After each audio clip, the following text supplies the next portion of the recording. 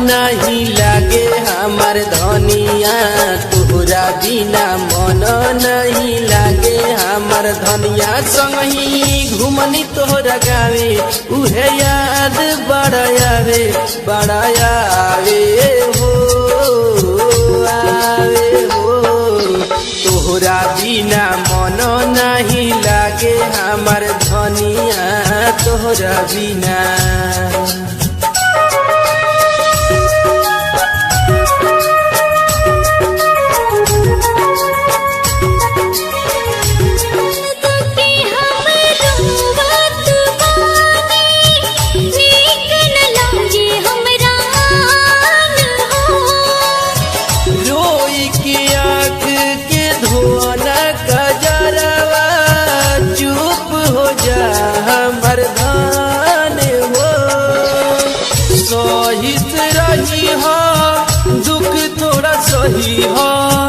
सहित रही हो दुख थोड़ा सही हो, देते रही हमके खबरिया।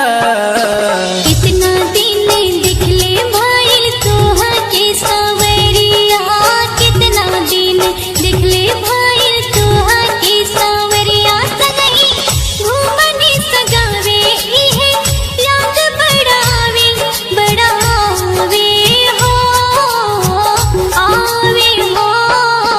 तोहरा बिना मन नहीं लागे हमार धनिया, तोहरा बिना।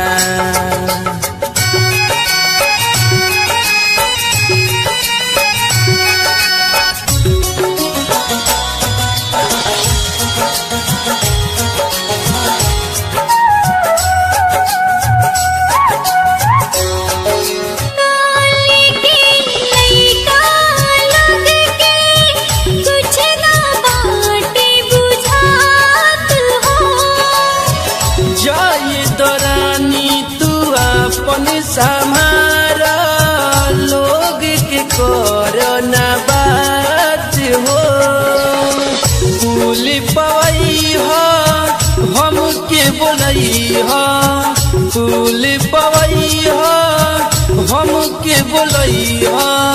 घूमल जाई जादवपुर बजरिया।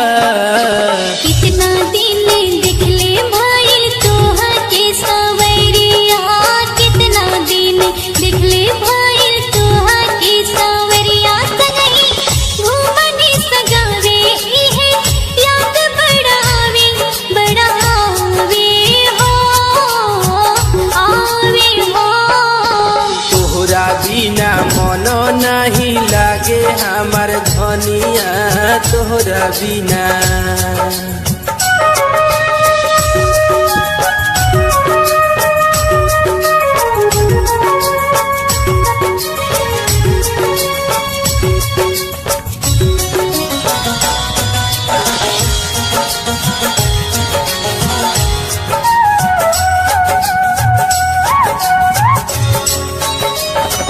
लखन लहरी रंजित अकेला सच सच लिख दिहल गीत हो। दिन से दीवाना से लागल बाटे, पाट पूर्णिमा की प्रीत हो। देखती सुरतिया कहती कुछ बतिया, देखती सुरतिया कहती कुछ बतिया। मिले ना नजर से नजरिया।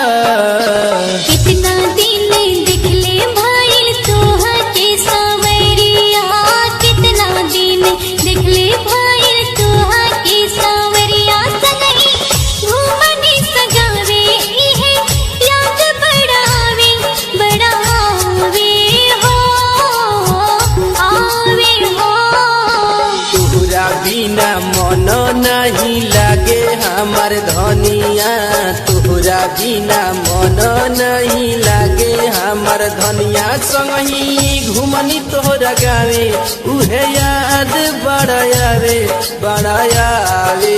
हो आवे हो। इतना